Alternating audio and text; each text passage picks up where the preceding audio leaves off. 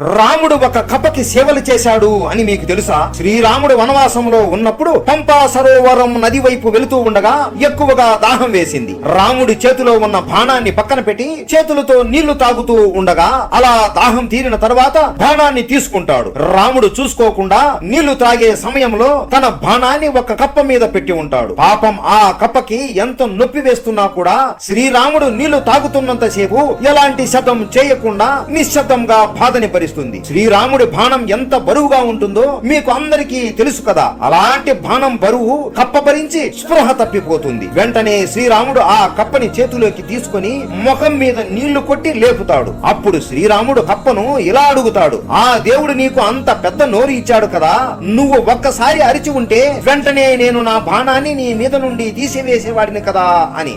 ఎందుకు నువ్వు ఇంత నొప్పి భరించావు అని అంటాడు. అప్పుడు ఆ కప్ప, నాకు జీవితంలో ఎప్పుడు ఏ కష్టం వచ్చినా శ్రీరామ శ్రీరామ అని మీ నామమే జపిస్తాను. అలాంటిది ఈ రోజు కష్టం నీ వలనే వచ్చింది. ఇక నేను ఎవరికి చెప్పుకోవాలి రామా? అందుకే ఇది మీ ఆజ్ఞ ఏమో అనుకుని ఎదురు చెప్పకుండా నొప్పిని ఆనందంగా భరించాను అని చెప్తుంది. స్వచ్ఛమైన ఆ కప్ప భక్తిని చూసి శ్రీరాముడు ఎంతో సంతోషించి ఆ కప్పకి నొప్పి తగ్గించి ఆ గాయం పోయేంత వరకు సేవలు చేసి నయం చేస్తాడు. అందుకే మనిషి ఆ దేవుడి పట్ల ఎంత భక్తితో ఉండాలో అని తెలియజేస్తూ రామకృష్ణ పరమహంస ఈ సంగతిని స్వామి వివేకానందుడితో చెబుతాడు. అందరూ చెప్పండి, జై శ్రీరామ్.